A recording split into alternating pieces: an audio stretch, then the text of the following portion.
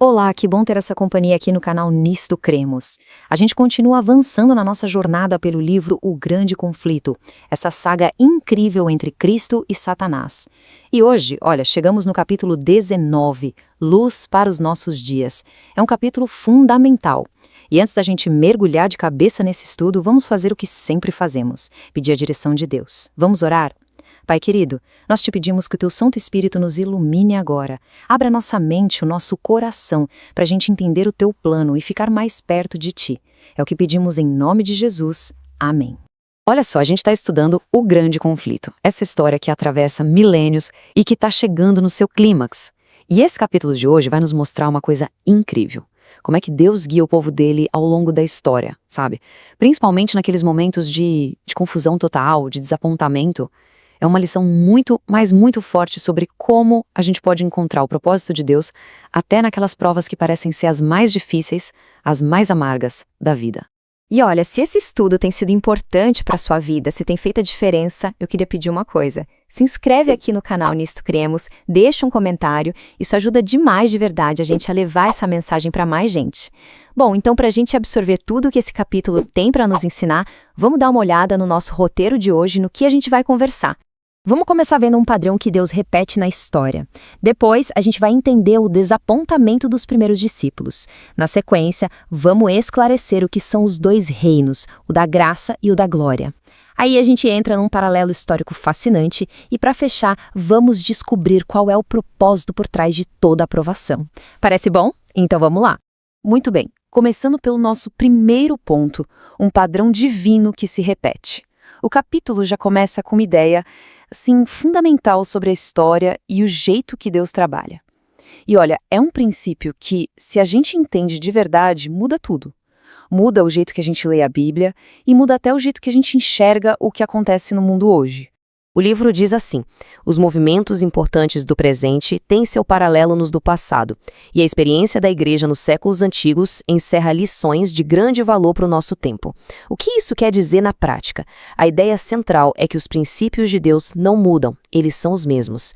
O que muda, o que progride, é a nossa compreensão do plano dele. Deus é constante, nós é que vamos entendendo os caminhos dele aos poucos, ao longo do tempo.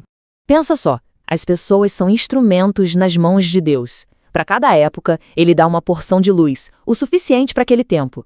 Nenhum ser humano, ninguém, jamais, entendeu o plano da redenção por completo. Como diz lá em Isaías 55, os meus pensamentos não são os vossos pensamentos, nem os vossos caminhos, os meus caminhos.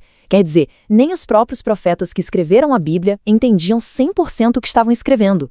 O significado ia sendo revelado aos poucos, sabe? E isso nos leva direto para um exemplo histórico perfeito para ilustrar isso. Vamos falar agora do desapontamento dos discípulos. É incrível ver como esse princípio que a gente acabou de falar aconteceu na prática com os seguidores mais próximos de Jesus. A história deles é como se fosse um resumo, um microcosmo de como Deus age com o seu povo em todas as épocas. De um lado, a gente tem a mensagem correta. Baseados lá na profecia de Daniel 9, eles pregavam: o tempo está cumprido e o reino de Deus está próximo. Perfeito. Mas, do outro lado, a gente tem a interpretação equivocada. Eles achavam que Jesus ia ser um Messias político que ia sentar num trono em Jerusalém e dominar o mundo. Essa ideia popular, essa expectativa de um reino aqui na Terra, acabou cegando eles. Eles simplesmente não conseguiam ouvir quando Jesus falava sobre o sofrimento e a morte dele. E aí, a esperança deles por um trono terrestre levou a uma crise de fé assim esmagadora, lá na cruz. O ponto-chave é esse. Quando eles viram o mestre deles pregado numa cruz, o mundo deles desabou. Todas as esperanças foram por água abaixo. E esse desespero todo foi resultado direto do quê? Da incompreensão. Eles pregaram a mensagem certa, a verdade, mas não tinham entendido o significado completo dela. Ok, para a gente entender bem o erro deles e também a verdade que eles descobriram depois, a gente precisa parar um pouquinho e esclarecer um conceito da Bíblia que estava bem no centro de toda essa confusão. Vamos falar sobre os dois reinos, o da graça e o da glória. O termo reino de Deus na Bíblia é usado para duas coisas diferentes. Primeiro, tem o reino da graça. Esse reino foi estabelecido com a morte de Cristo para salvar os pecadores. Ele existe agora. E depois tem o reino da glória, que é o reino eterno do futuro que vai ser estabelecido quando Jesus voltar. Entende a diferença? Os discípulos estavam esperando o reino da glória, mas a profecia apontava para o reino da graça, que começaria com o sacrifício de Jesus. A morte dele não foi o fim da esperança, foi exatamente o começo. Foi o evento que firmou essa esperança para sempre. Eles esperavam uma coroa, mas o que veio foi uma cruz, e foi essa cruz que inaugurou o reino da graça. Essa história dos discípulos é a ilustração perfeita do ponto central do capítulo, né? E agora a gente vai ver como esse exato mesmo padrão se repetiu, mas num tempo bem mais recente. É um paralelo histórico que prova que a história realmente se repete e que as lições de Deus são as mesmas.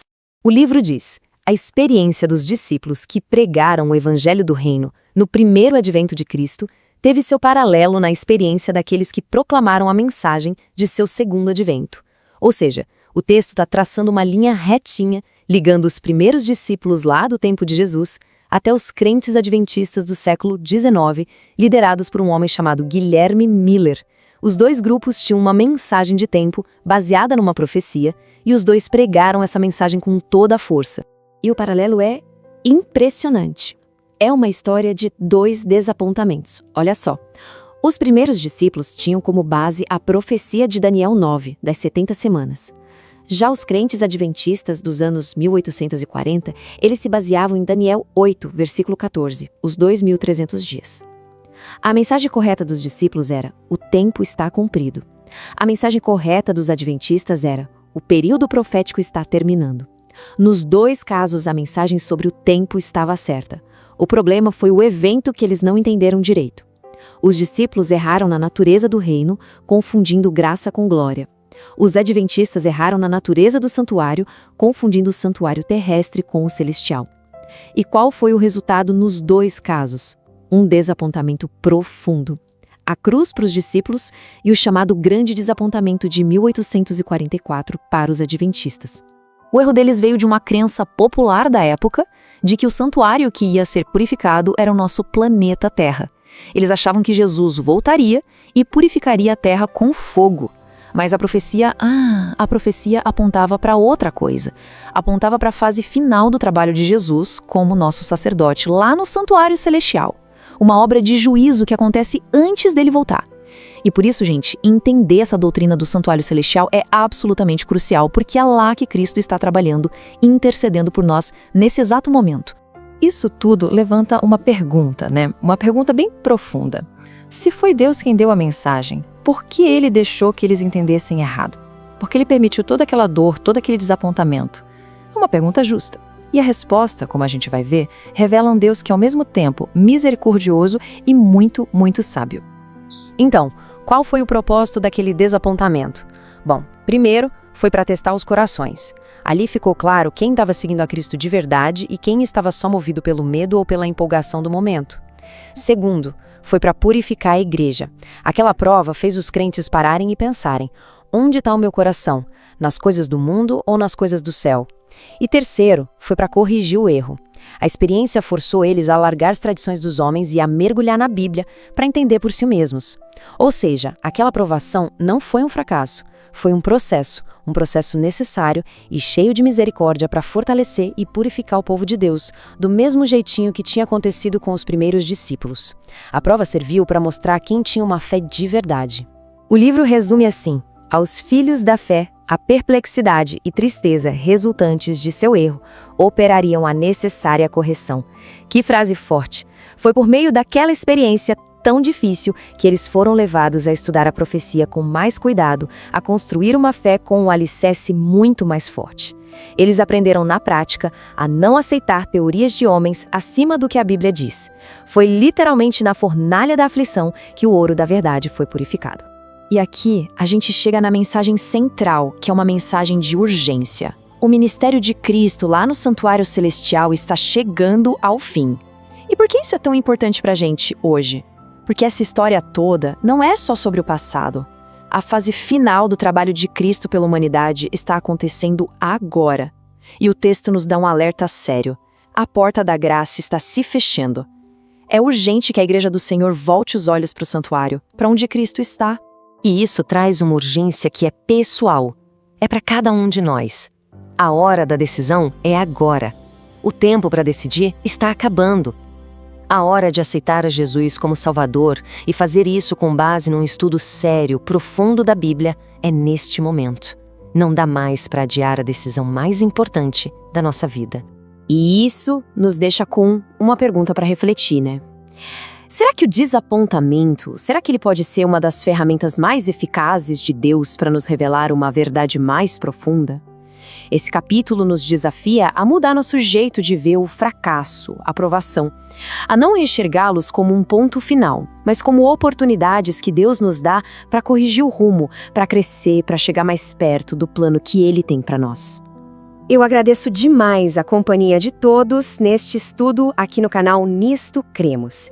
Eu espero de coração que essa análise tenha sido esclarecedora, que tenha trazido luz.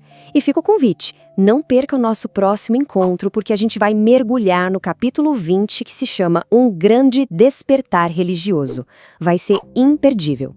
E olha, já vou adiantar uma novidade.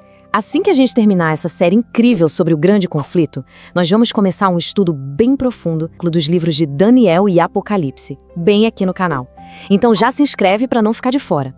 Muito obrigado mais uma vez pela companhia e que Deus abençoe a todos nós. Nisto Cremos Channel, canal de esperança. Um canal comprometido com a verdade bíblica profética e o estudo das Escrituras nos últimos dias da história humana.